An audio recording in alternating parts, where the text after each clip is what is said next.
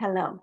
Hello, welcome. I am Martina and I'm here with Christina, and we are your podcast hosts for everyday, ordinary, extraordinary women. We are deep divers and avid students of life and powerful facilitators for healing.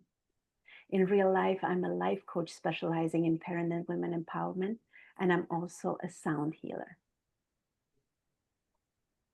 And I'm Christina. I'm a massage therapist and energy healer who loves to combine massage therapy with energy healing to provide customized holistic services for my clients. Martina and I love to work with crystals, essential oils, oracle decks to high vibe our sessions. And we were inspired to create this podcast after pondering on this question: what would the world look like where we can be inspired by every person? Usually, we're so quick to compare and judge ourselves and others. And when we do that, everybody's losing. So, depending on my point of view, I can either feel small because I come out lacking, or arrogant and dismissive because I feel superior. Those are the only two options. And neither of those two options make us feel good. Here's our thought: someone's everyday normal is someone else's extraordinary. Judgment comes from first impressions. We invite you, the listener, to go beyond first impressions and see the magic everywhere. There is inspiration at every corner, in everyone, if we're willing to look. And today we're here with Katrin. Welcome, Katrin. Why don't you introduce yourself? Hi, Martina. Hi, Christina. Thank you so much for having me. I feel very honored to be in the presence of such amazing women. I would like to maybe, before I start my introduction, maybe ask if you would humor me and take a couple of slow, deep breaths with me before we start. Is that okay? If we do that? Absolutely. Maybe just place our hands on our hearts and just close our eyes for a minute and just feel the beating of our hearts and connect with our breath, taking a deep breath in and just holding it for a moment or two and just letting it slowly out when you're ready. And maybe just trying that a couple more times on your own pace.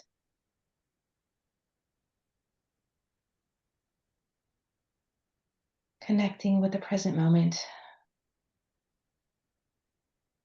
connecting with each other. And just open your eyes when you're ready. And hopefully your heart is full of gratitude and a little ease and less to-do lists running in their head, because that's what I have going on all the time. So thank you for that. I appreciate it. Maybe that was more for me than you. Um, I'm Katrin Steele. I'd say on a spiritual level, I'm just a soul trying to navigate life as a human, learning the balance, the duality of knowing that I'm not just a physical body or the thoughts in my head. And making sense of this 3D world that I live in that throws unexpected twists and turns, um, and a lot of amazing joy and wonderful moments, and just trying to navigate through all of that and maintain my connection with the knowing that I'm connected to everything and everyone. It's a constant dance between that awareness and reality, as far as I'm concerned, at least for me anyway. So through it all, as the soul, I'm trying to stay grounded in gratitude and in awe of the blessings that I have, and wear all the different hats that I wear as a mother, which is my favorite hat of all, as a wife, daughter, sister, cousin, niece, and I have to acknowledge my furry babies, a cat mom, a proud cat mom. I live in Simi Valley in California. It's a little town about an hour inland from Pacific Ocean and a couple of hours drive from the San Bernardino National Forest. So it's just a lovely place to be, where you can surf in the morning and go ski in the evening or afternoon if you really wanted to. Wow. And I feel very blessed to be here. Beautiful sunshine most of the time. We won't talk about the the dry weather sometimes and the risk of fires and those kinds of things. But, kind of take it as it comes, right? Mm. I moved here actually because I found a job as a brand new college graduate at a biotech company that's local. And I have had a 27-year career working in biotech, very different than what we're talking about now, right? A very cerebral as a chemistry major, very science-based. And uh, they hired me and I stayed there for a long time, which is unbelievable because nowadays people are jumping ship and trying different things every couple of years. So I definitely feel like a relic. But to my surprise, I have to acknowledge that career came to an end last year. And I was forced to really step back for a minute and ask myself, what do I do now? Um, I've defined myself for so long with this career and this routine, and now I kind of get to start all over again. So, um, universe had some plans for me. It uh, thanks to my um, spiritual community. And actually, you know this individual. Her name is Andrea Willis. She was a conduit to me considering an opportunity in teaching. And as you remember, she works at Syracuse University, and she said, we have a position we've been trying to fill, and your experience really lends well to that job. Would you consider it? I said, well, I got nothing to lose at this point. Why not?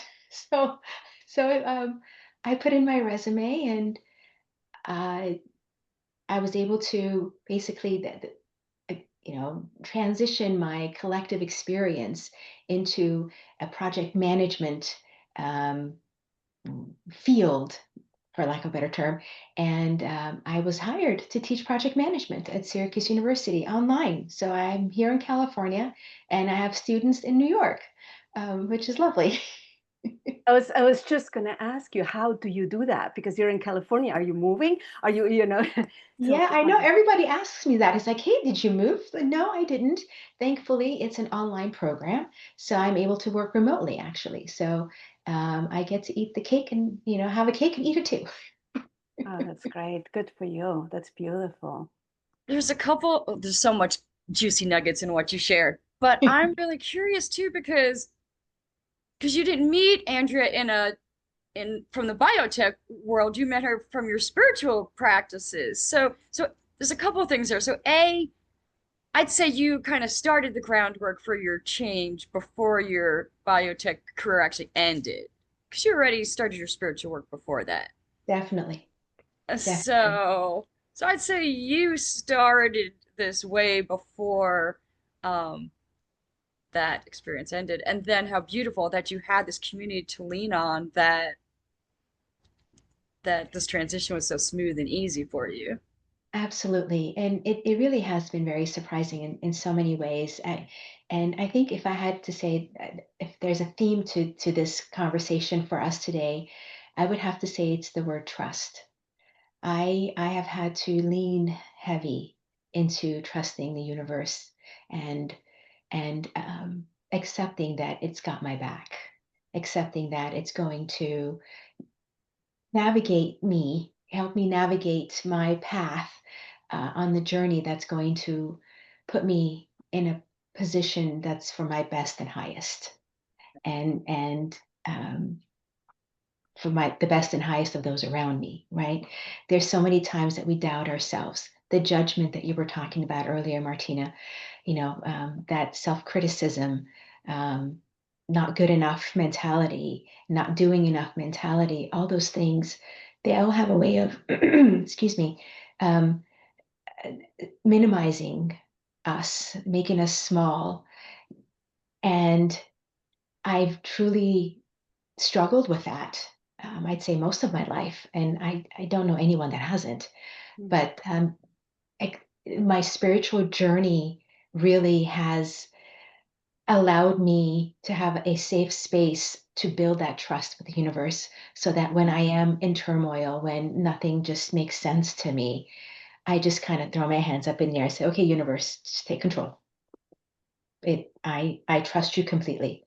And that's kind of how it worked out. So, and while we're talking about this, I would love to share how I started my spiritual journey, as Yes, well, please. if you like to hear. I was gonna ask you about that. So yeah. Yeah.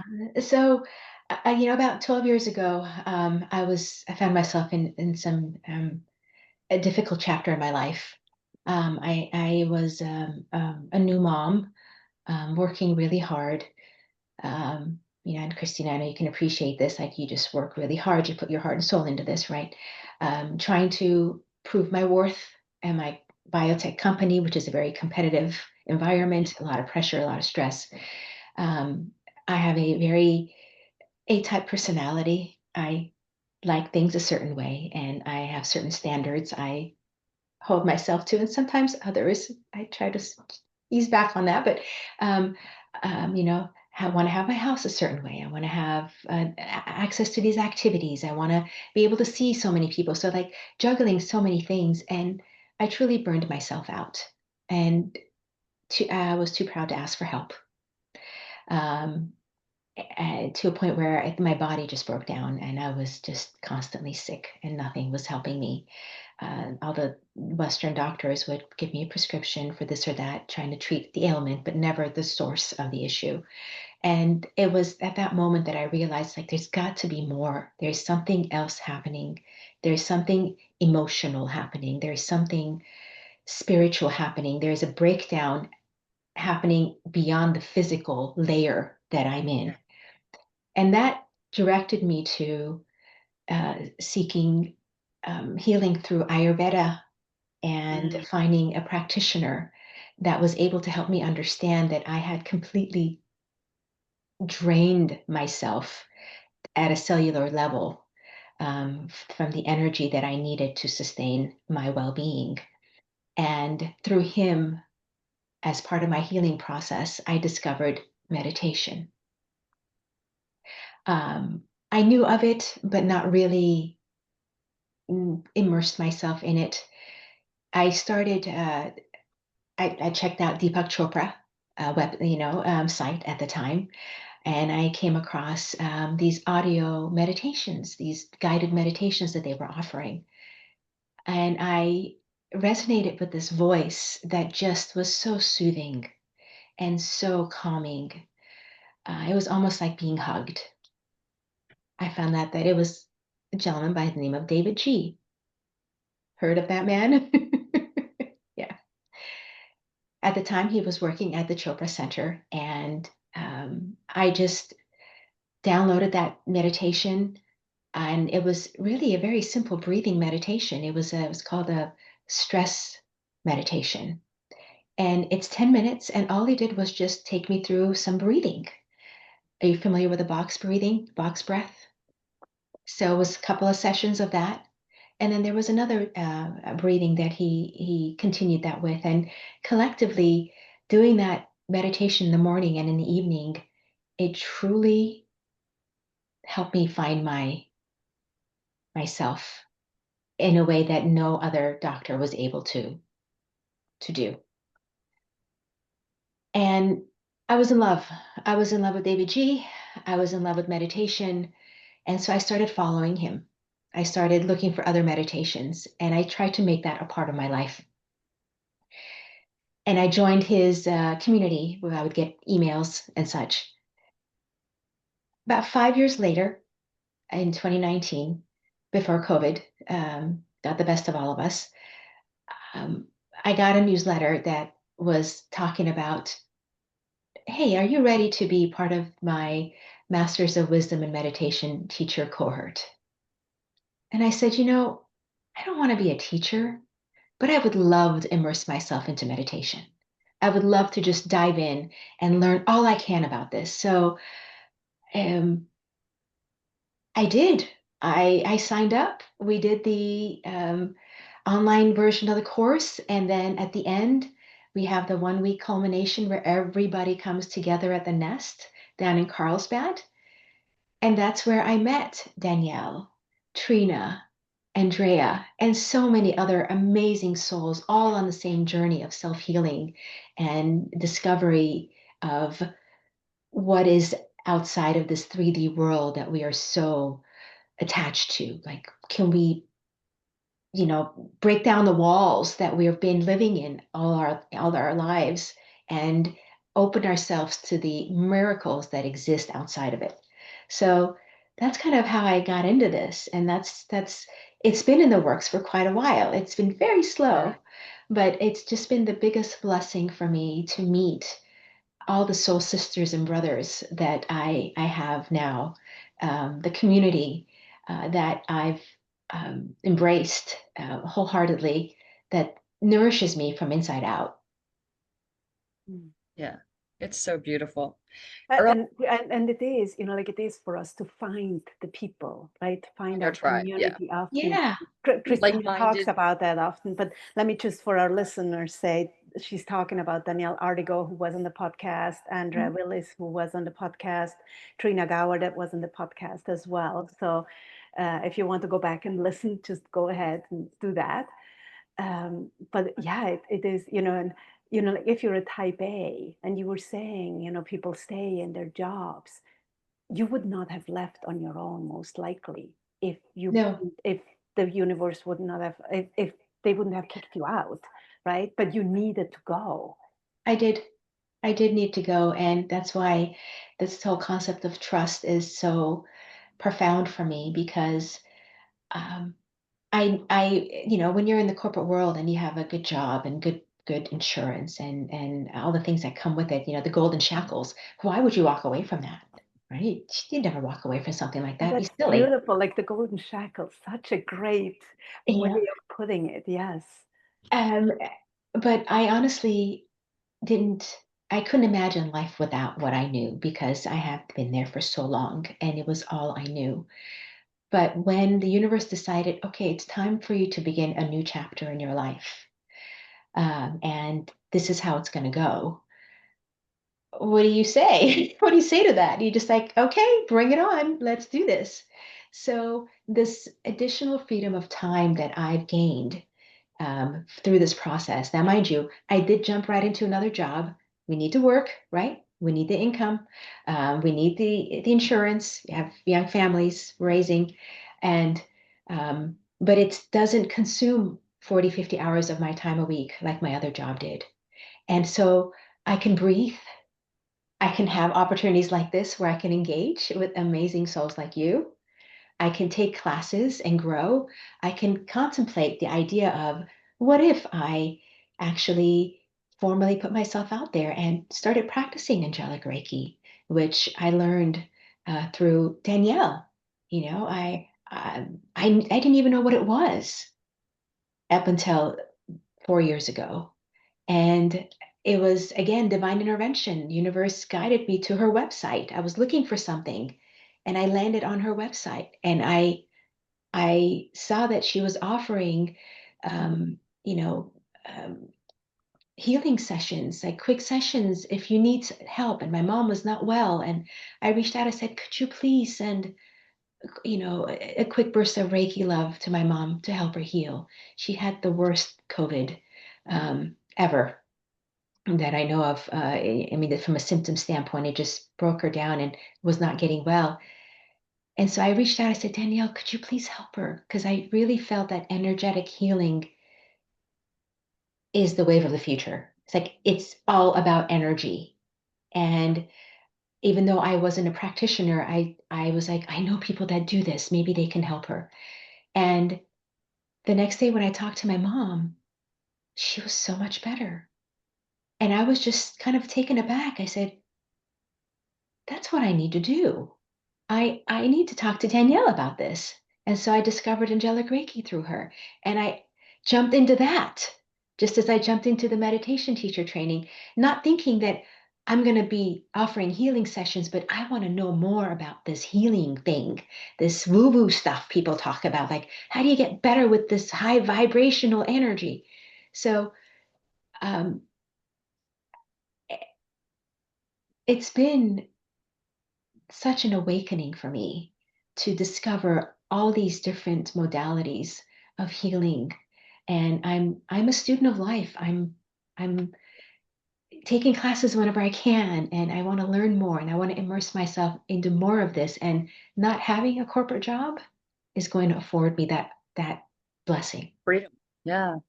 The time and the space to do it. Yeah, exactly. So So And what a gift, right? What a gift that you got that, right? It's like yeah, in in the so first many moment, ways. it's like, holy shit, because it's your identity, right? It's like yeah, those labels that we carry around. And now all of a sudden it's like, well, who am I if I'm not that? Right? At exactly, the same time, affords you the opportunity to really explore who are you if you're not that, right? exactly. Sorry, Yeah, Christina, I interrupted you. No, no, no, it's fine. I don't even, it's all good. Yeah. So, I met you at Angelic Reiki, right? yeah, It's I cannot believe how long ago. It's over a year. It's like crazy. yeah. And one of the things that I love about you, it's your inner light. There's something that is just there that is so beautiful and radiant, and I so appreciated meeting you, and I'm so excited we're going to Egypt together in a few months. I So can't wait. I'm really, really looking forward to that. All three of us actually are going. Christina's going too. So if we really knew you, Katrin, what would we know about you if we really knew you? Oh, if you really knew me,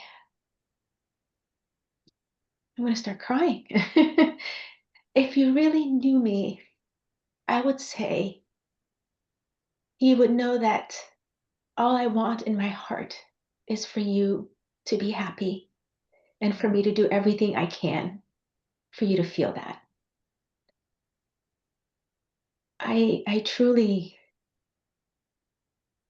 feel that my purpose, the purpose of my existence is to love as much as I can and and to be loved in return.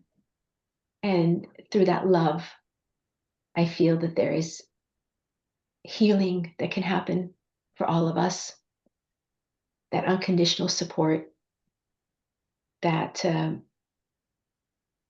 connection, so that you feel you're not alone.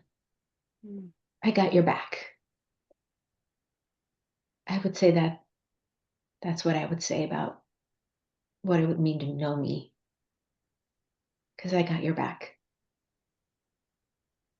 Love is really the ultimate medicine. I'm going to call it the Yeah. ultimate medicine. Now, my Yeah. question to you, of course, is: do you give yourself that as well? I have been on a journey to get better at self love and self care. Mm. I think for such a long time, I gave so much out and away, but I didn't really fill my own cup, not the way I needed it to.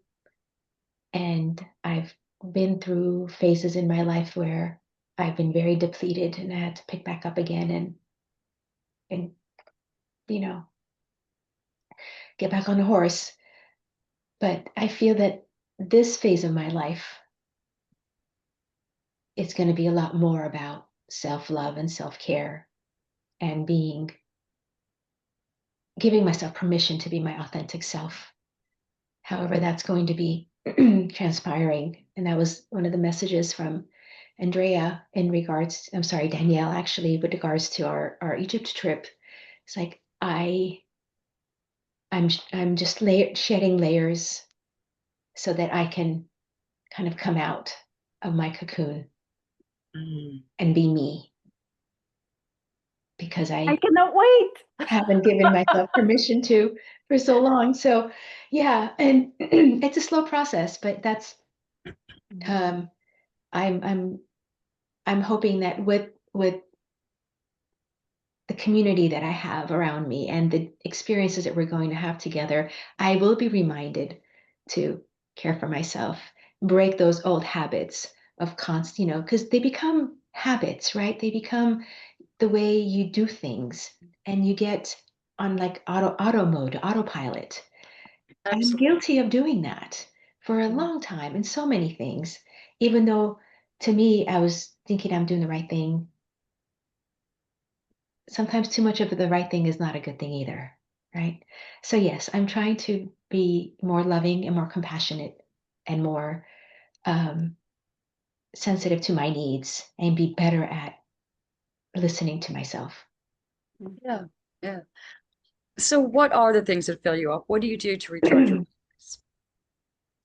So, a very good question, actually. Have you guys heard of the five languages of love? Yes. You have? Okay. Did you want me to talk about that a little bit before I explain those? Sure. Oh, Yeah, okay. Sure. absolutely. All right. So I learned about the five languages of love maybe about 20 some years ago. And I thought it was just so obvious, right? It just makes so much sense. So a gentleman by the name of Gary Chapman, Chapman, came up with what he calls the five love languages. And, um, when you're in a relationship, you're trying to figure out what your love language is so that you can kind of, speak to each other in the right language. And so I was like, yeah, what is this thing? This is kind of cool. And, I started out, and the five love languages are words of affirmation is the first one. And things like saying, "Hey, I love you," or getting sweet messages or notes or something that verbally or in a written form kind of express feelings, like deep feelings. The second one is the acts of service. And I found myself in that space a lot. In the giving, in the serving, it was my way of telling people I love them, I care about them. And as I've kind of grown in my spiritual journey, I've learned that acts of service is still what fills me in the giving Reiki, angelic Reiki to someone, like my neighbor's son. I expect nothing in return, but it's something that I felt I needed to do because I wanted to express love. And I have this tool that I can use to give something that hopefully is healing them or helping them.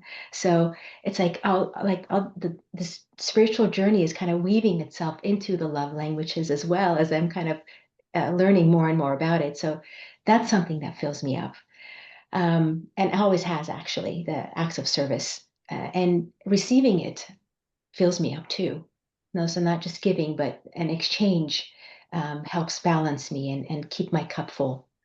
Mhm. The third love language is receiving gifts. This doesn't mean expensive stuff. I don't need a Prada purse or Gucci shoes or or an island in the Cayman Islands or anything like that.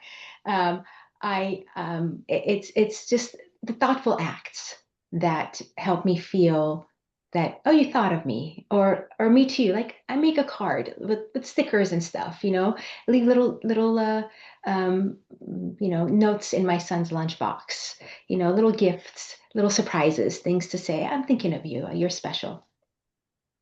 The fourth one, which is a big one for me, is quality time.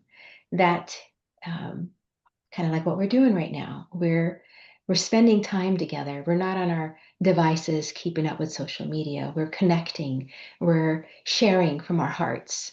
We're building our sisterhood, and that is very much relevant to me in my everyday life. But spending time with my sons, like, honey, let's go for a walk. Let's just put your device away. Let's you and I go for a walk and let's just talk. um, that fulfills me. That helps me connect, and that again, that exchange fills my cup. And the last love language is physical touch.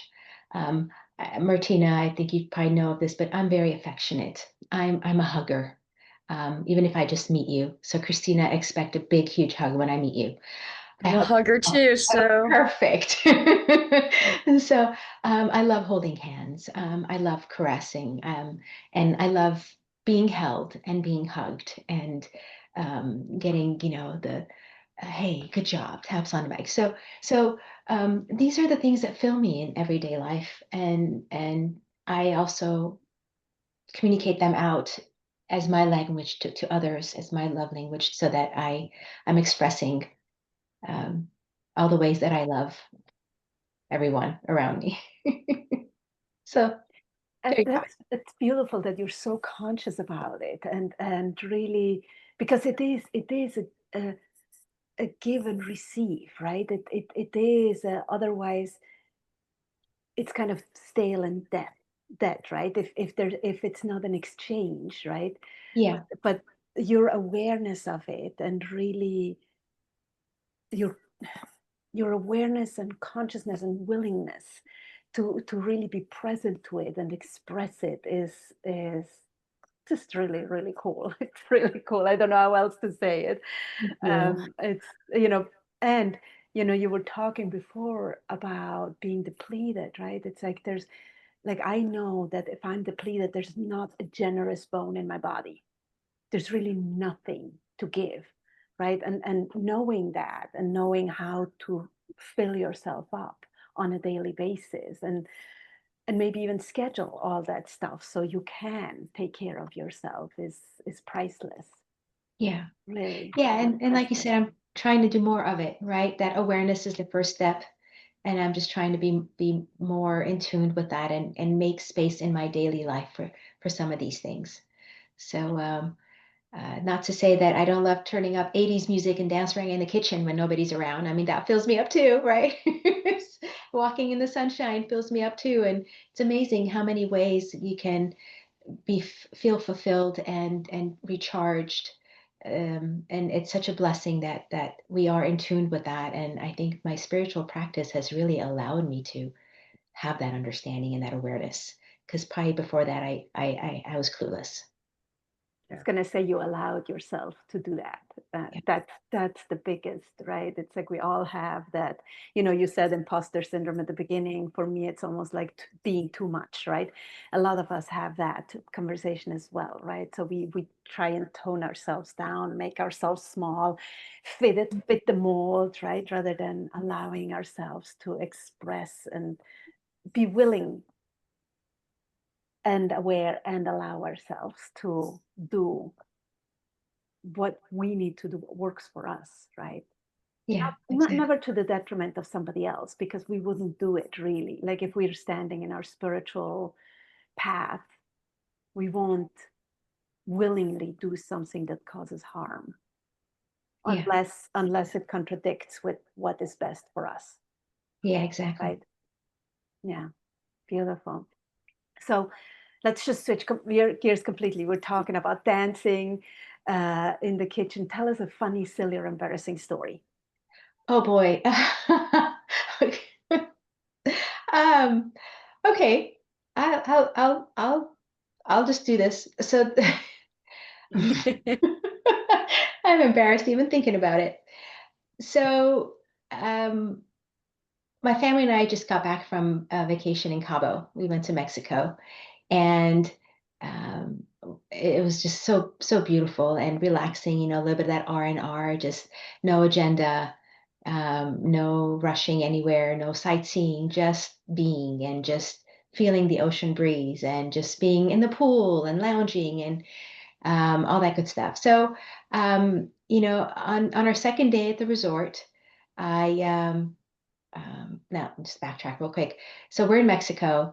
I took high school Spanish, 3 years of high school Spanish. So I'm like, oh, great, I get to practice my language. I get to be immersed and have and practice speaking Spanish a little bit. So on the second day at the resort dining hall, I needed to use the restroom. So I asked the waitress, like, in Spanish, like, where's the bathroom? And she responded in Spanish because they love it when you talk to them in Spanish. They get excited and they respond back, right? So I heard her answer.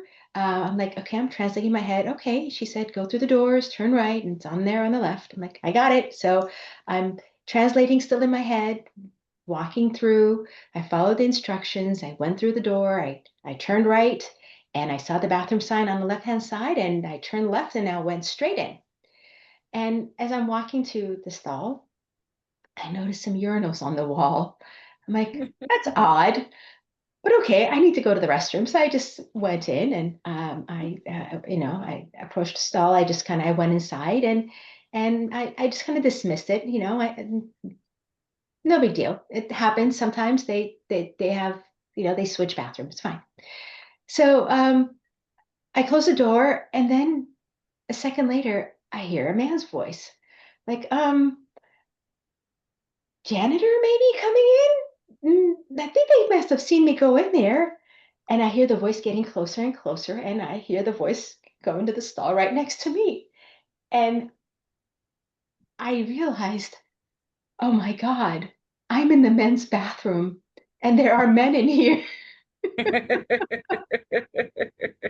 And I'm like, how am I going to get out of this space and not, oh, it was, I was so frantic for a minute, and okay, open the door, head down, walk straight out. There was a man on the right, like, pardon, pardon, pardon, just excuse me. And I just walked straight out, and he started laughing. And I walked right into the ladies' room, and I just fell apart in there because I couldn't believe I had just done that. And thankfully, nothing embarrassing happened in the bathroom, but there's my silly, embarrassing story. Complete transparency. There you go. So, lesson learned, don't rely on my Spanish next time. Well, it's I'm funny done because with that. I believe we all have done stuff like that, and we feel so bad. And if you would tell somebody, they would say, "It's not a big deal. It's really not a big deal." But it's like, "Oh, really? I did that?" I walked into a men's room thinking it was a woman's room. Yeah. We probably have all done it at some point. They're right next to each other usually, just like whatever.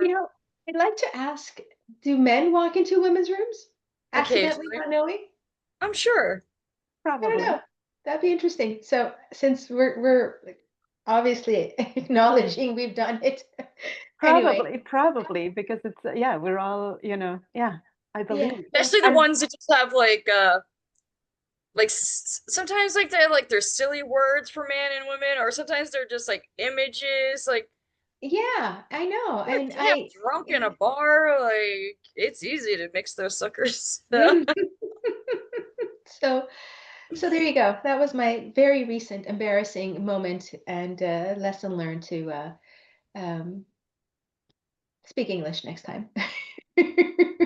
Or learn a little bit of humility, like Christina likes to call it, or whatever you want, right? You gotta laugh at yourself. But the thing is, Laugh at ourselves. it's not a big deal, but we make it such a big deal, right? If somebody would come to you and tell you, "Hey, I did this," you would say, "It happened. It's not a big deal," right? But if it Yeah, happens to us, it's like, "Oh my goodness, I did that. I really Well, did that. How we could want I?" to just hide, right? And we don't want anyone to see us. So, like, which then makes me, I've told the story on here before. Like, I took this major fall walking the dog, landed face first, like splat. And then, of course, I had to look around to see if anyone saw it. And there were people watching. I was just like, oh God. And I stood up and just took a bow because I was just like, you better just own this. It's I on love me. that. You took a bow. Like, all right, I did You it. know, because I really just wanted to curl up in a ball, right? And I'm like, I know. hey, let's own it. Let's just open Yeah. up.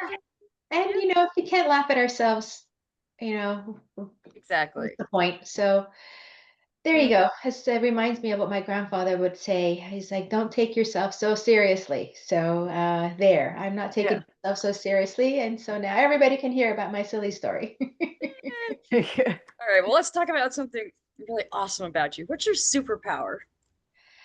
My superpower. Um, hmm. I've actually, I would have to say my ability to connect with people and sense their needs or anticipate their wants, feel their energy, and be there for them, be present. Again, I think it just kind of goes back to that genetic design where I just feel like I want to be of service. And in order to be of service, I need to be able to connect with the person so they allow me to be of service to them. And so I take a great deal of pride in being able to connect with people, even people I've never met. Like that I don't have to know you for a long time to be able to connect with you. I can connect with you instantly, and there's something to be said about that energetic connection. I find that I'm very open to that. So I'd say that's probably a superpower that I wish more people had, the ability to connect, to help you let down your guard, to be at ease, to be yourself, to just to be. Yeah, Yeah. Um, it's really beautiful. yeah. Your big love is another superpower. Thank you. I almost feel like it's all part of the same, right? It's that big love space that you hold that allows people to be seen in your presence and all of that, right? Yeah. Yeah. I'd like to You're say really that. loving someone, you're seeing all of everything about them. Yeah. Yeah. Thank you. Yeah. I like to think that that's my superpower. So it's all one and the same. Yeah. Yeah. It's really special. Thank you. Thank you. So you pointed at it, but let me just ask if that's really your question. If you had a magic wand and you could give people any quality, what would it be and why? Ah, I Is had it a that, magic is wand. it that connecting or is it something else? You know what? It is. I would just say bibbity boppity boop, and I would want everyone to wake up and realize that they are all part of the same fabric, that we are all threads in the same fabric, that we are all connected, that we are all an image of love in our own unique way, and that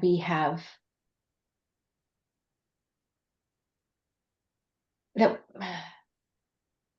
we can feel unconditional love and deep connection with one another, feel the connection with the universe, with the source, and maybe the sadness, the tragedies, the devastation, the suffering would just fall off.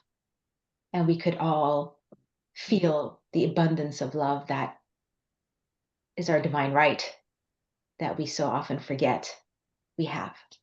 That's what I would that's what I would do. I would want to wake everyone up to that understanding and awareness. It's almost like the love burns away everything else.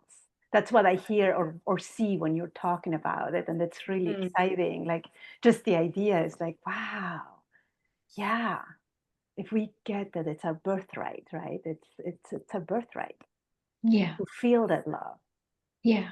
And it's easy to, again, earlier I was talking about that I'm a soul having a human experience. Most of the time I'm a human.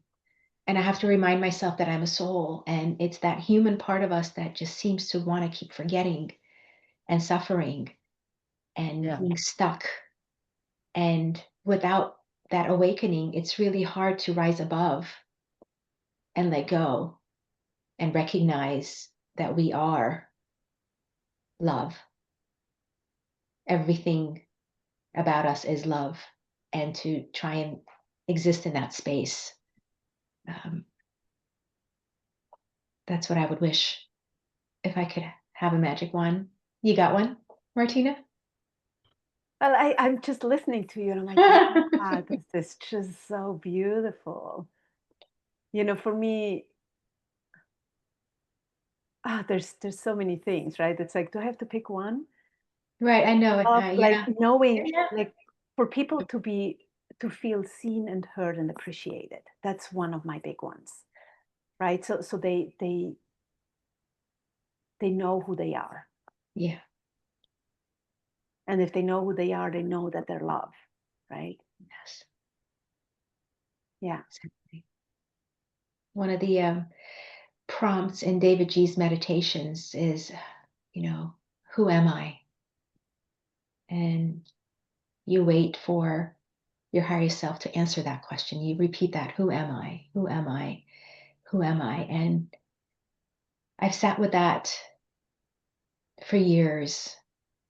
And my final answer is love.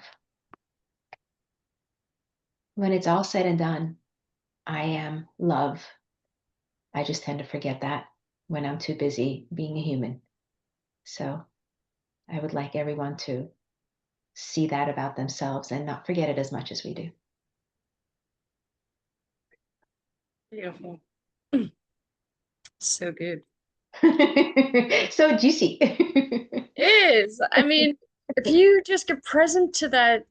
So I truly believe the magic wand is happening each time someone listens to this, right? And each time someone hears you say it, then they get to like be like, oh yeah, that feels so good, right? So for me, that's the magic wand is every time someone hears it and listens to the podcast, that's them getting that image too. And so I love that. That's really ghosts cool. Thank sprinkling. you.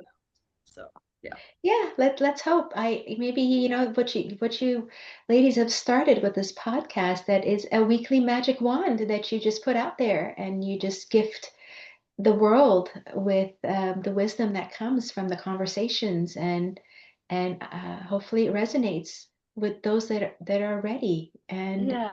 and the rest will follow, right? Exactly. Build We it and they truly will see it come. as our offering of love to the planet. And I truly like believe that you're going to hear what you need to hear when you tune in, right? Like, Exactly. Absolutely. I'm right there with you.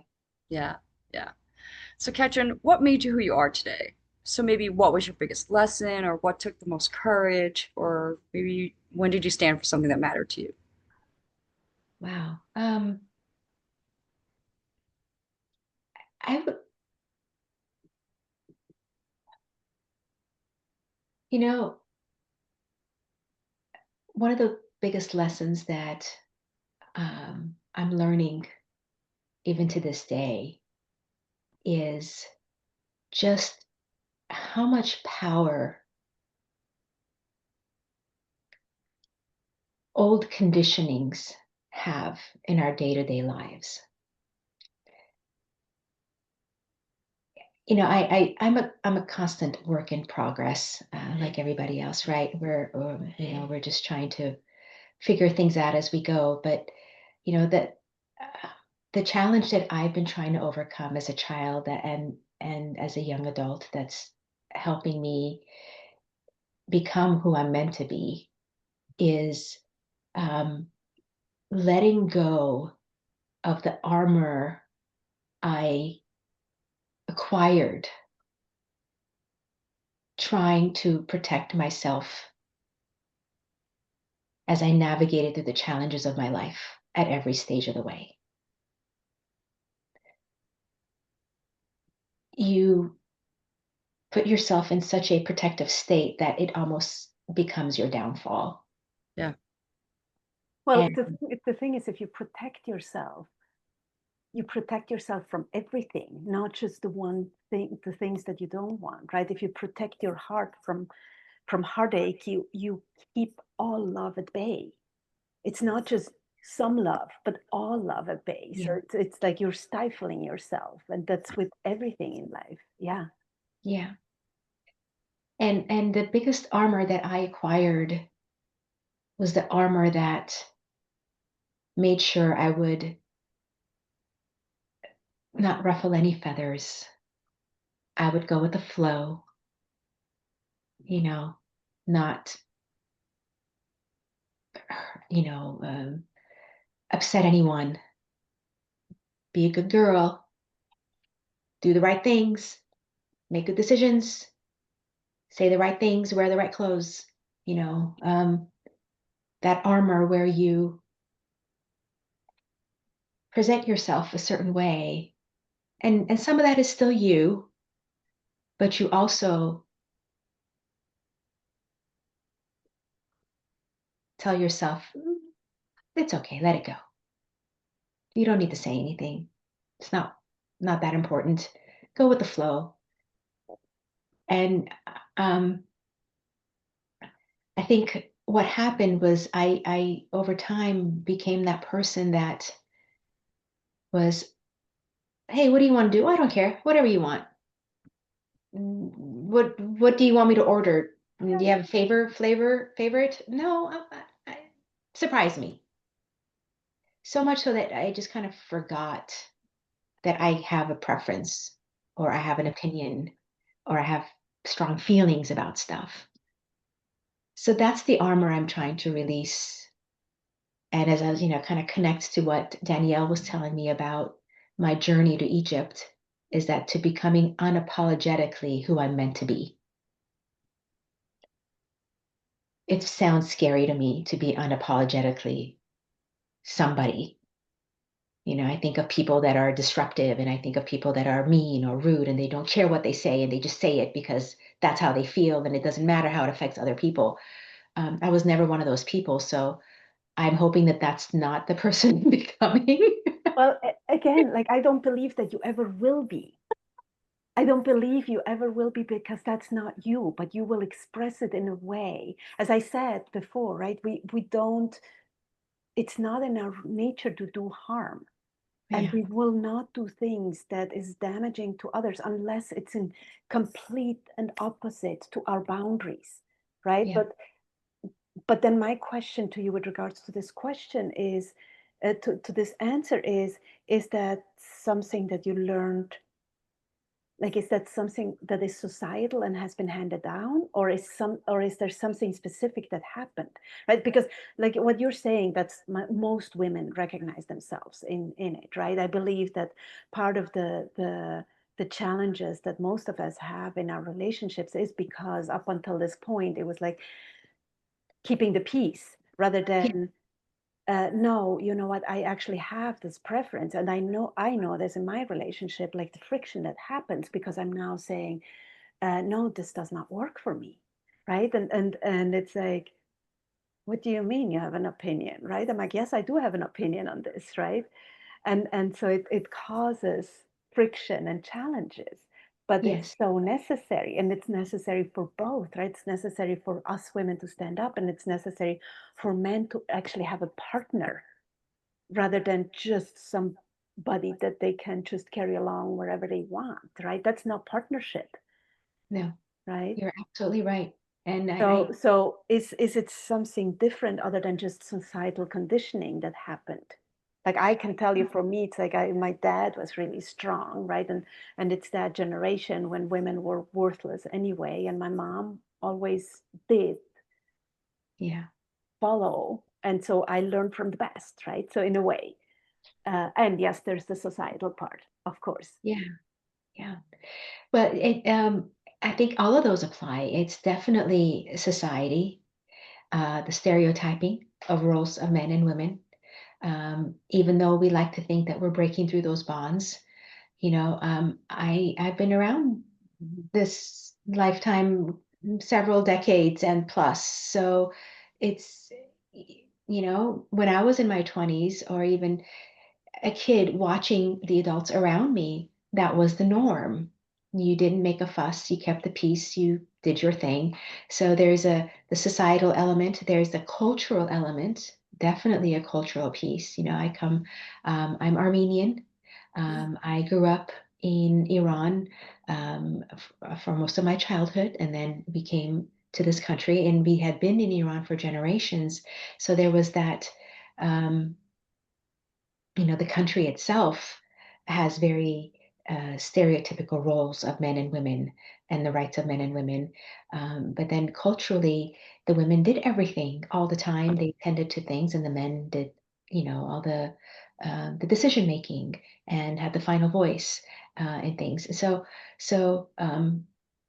even though it wasn't so much like that in my family, I think the personalities lend themselves to come across as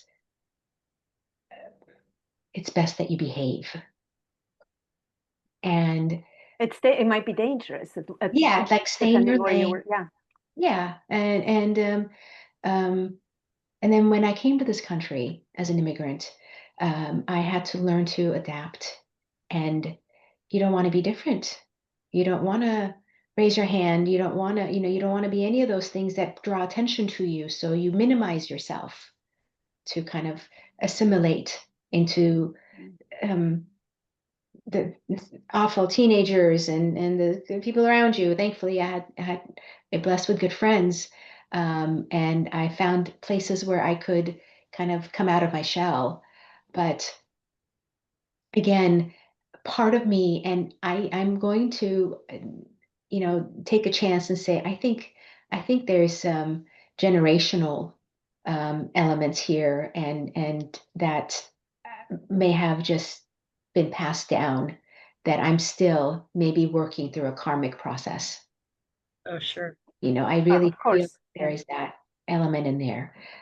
Sure, I learned from my surrounding in this lifetime, but I also feel that there is um, something much deeper, which makes it that much harder to overcome and to just shed from the self. So I am excited about this journey that I'm on, to really give myself that permission to kind of free myself of those limitations, and all the women before me, my ancestors, that lived that life. Maybe I can be the first to um, make sure this doesn't continue beyond me. I don't know that. Yay. Yay. So this journey is, I think, what's defining me at this point in my life. I have been this very accommodating, compliant, um, supporting, nurturing, loving, of service person.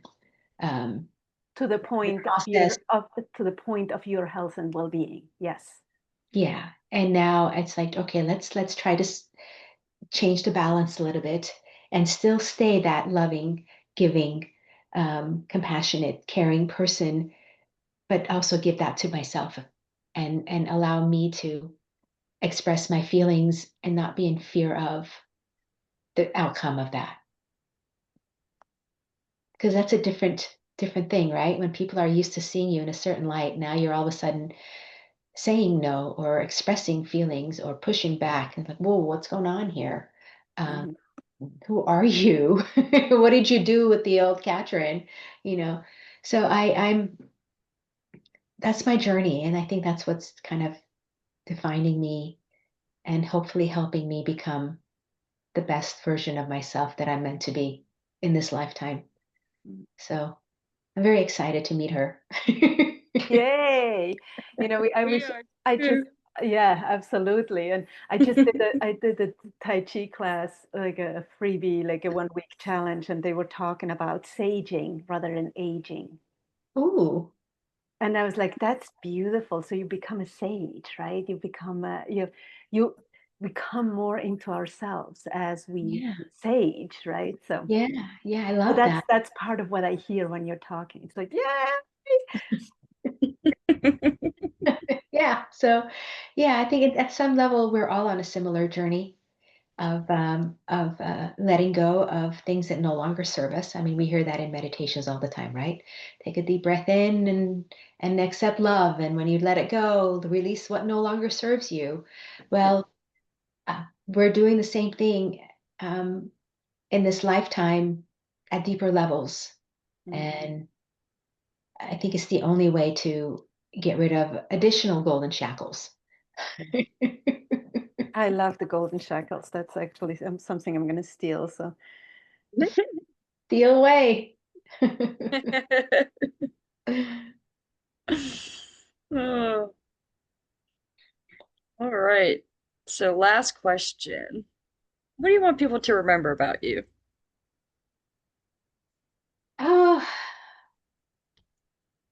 it's funny you asked that, because some time ago, my one of my close friends and I were talking about, we should write our eulogies now, so that you get to have what you want said about you, right? You don't leave the burden on somebody else, that you just say, here, and let's hope that you agree with this.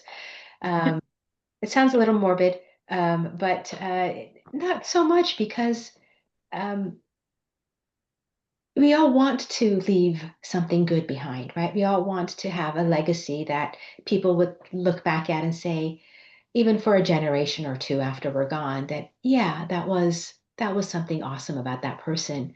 So for me, I think I'm pretty much aligned with my purpose is that I want to live a life where I'm fulfilling my karma or my dharma, I should say, in service, in loving, and in caring for others.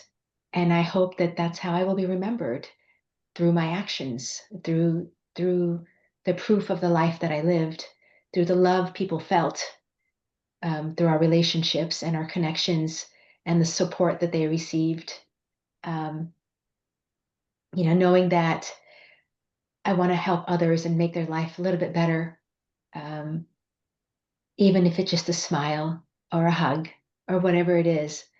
Um, I'm hoping that I will be remembered for adding a little bit more light to this world before I leave. Yeah, me. Done. Check. Absolutely done. Check. So let me ask you. So I know you're not doing sessions right now, or you're not quite out there yet, but do you want to tell our listeners about it? Sure. Thank you for that opportunity. Actually, I told you guys earlier that I jumped into being a meditation teacher not because I wanted to teach, and I jumped into learning Angelic Reiki not because I wanted to do Reiki, but because I wanted to learn more. But the more I'm immersed in these, the more I feel that these are tools that I can actually use as part of my offering towards the light that I want to leave behind. And so when my corporate job ended and I had a little time to just sit there and kind of think about what do I want to be when I grow up. Not that I really want to ever grow up. I'm a Toys R Us kid all the way, and I want to keep playing with all the toys in every aisle. Um, I actually um, created a website that um, was intended to be put out there so people can reach me for angelic Reiki sessions and also for meditation sessions. So I haven't actually put it out there. I'm not on Instagram or anywhere that's publicly kind of circulating. But if you were to go to katrinsteele.com, which is my name there, you would find that site. And one of these days, maybe even after Egypt, I hope to maybe put that out there in the world and social media so that I can give people an opportunity to reach out to me and allow me to bring light into their lives and give me the blessing of um, practicing a gift I feel so grateful to have. So I'm hoping that I'll be able to help improve people's lives and health through my gifts. And I'm looking forward to that time when I'm more immersed into that. Um, as a student of life, I don't know if you're ever ready, but I think at some point I need to jump right in, right? So this is you helping me jump in by asking me, and I thank you for that. Universe, here I am. Yay! So we will have in the notes the link, the information for Katrin. So if you want to reach out for some angelic Reiki, you will know where to find her. Katrin, thank you so much for being here with us today. Thank you for the love that you are bringing to this planet, but also the calm, grounded self that you are. Like the whole package is just really beautiful. It's just been an honor to be here with you today. So I'm excited to watch your healing practice grow and see where you're going to be like after Egypt is going to be extraordinary. Um, yeah. Thank you everyone for listening today. If you love this, please give us a review, please share with your friends, and please always remember that you are extraordinary and you rock. Until next time, have a wonderful day. Ladies, Bye-bye. thank you Katrin? so much for the honor. I'm so grateful for you. Mm.